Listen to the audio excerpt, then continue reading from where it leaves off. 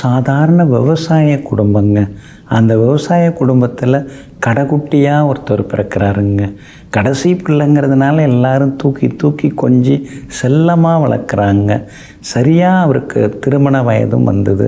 உடனே கல்யாணம் பண்ணிக்கோன்னு சொல்லி அவரை போட்டு டார்ச்சர் பண்ணுறாங்க. அவர் முடியாது, நான் எனக்கு திருமணத்தில் விருப்பம் இல்லை அப்படின்னு எவ்வளவோ சொல்லி பார்க்குறாங்க. இருந்தாலும் அவரை விட மாட்டேங்கிறாங்க. நடுநடுவை தனியாக போய் உட்கார்றாரு. தியானமெல்லாம் அவர் செய்கிறாரு. அதே நேரத்தில் சில நாட்கள் வீட்டை விட்டு வெளியேறி தனிமையிலையும் உட்கார்ந்தார். ஆனால் தேடி பிடிச்சி அவரை கொண்டு வந்து திருமணம் பண்ணி வச்சாங்க. ஆனால் அவருக்கு எந்த ஈடுபாடும் இல்லாதனால மனைவியோடு அவர் சேர்ந்து இருந்ததில்லை. ஆனால் சேர்ந்து மனைவிட்ட அன்பாக பேசு அப்படின்னு டார்ச்சர் பண்ண ஆரம்பித்தாங்க. திடீர்னு பார்த்தார், ஒரு நாள் கிளம்புனார்.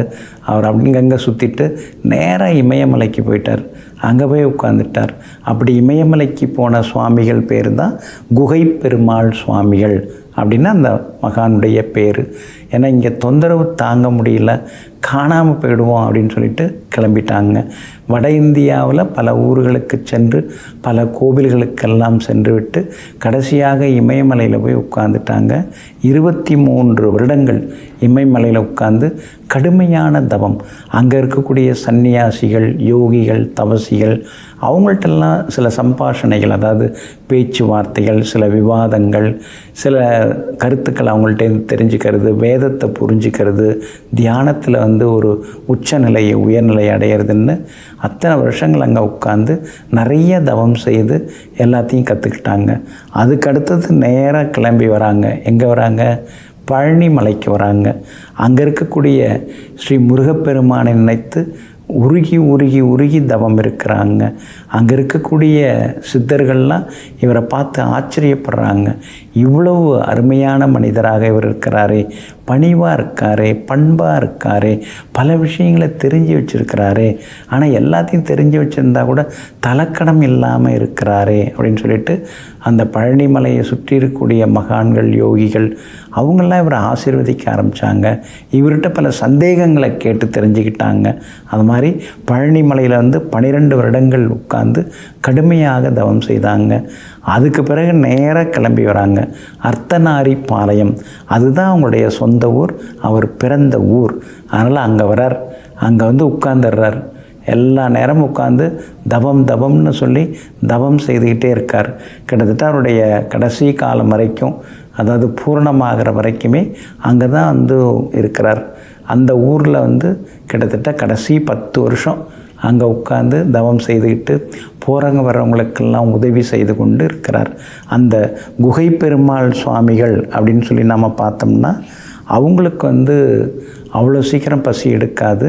அப்படி எடுத்தால் அதாவது பிக்ஷாம் தேகின்னு பிச்சை எடுத்து தான், அதாவது யாசகம் எடுத்து தான் சாப்பிடுவாங்க. எப்பயாவது சாப்பிடுவாங்க. இந்த கடுமையாக தவக்காலம் இருக்கும் பொழுது சோற்று கத்தாழை இருக்கு இல்லைங்களா, அதை கொஞ்சம் உரித்து சாப்பிடுவாங்க, அவ்வளோதான். மற்றபடி பெரிய இதெல்லாம் கிடையாது.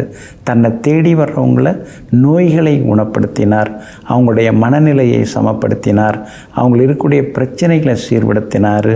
மருத்துவ குணமும் கொண்டு மருந்துகளும் கொடுத்து பலரை நோயாளியிலேருந்து மாற்றி ஆரோக்கியசாலிகளாக மாற்றினார். இந்த மகான் சாதாரண மகான் கிடையாது.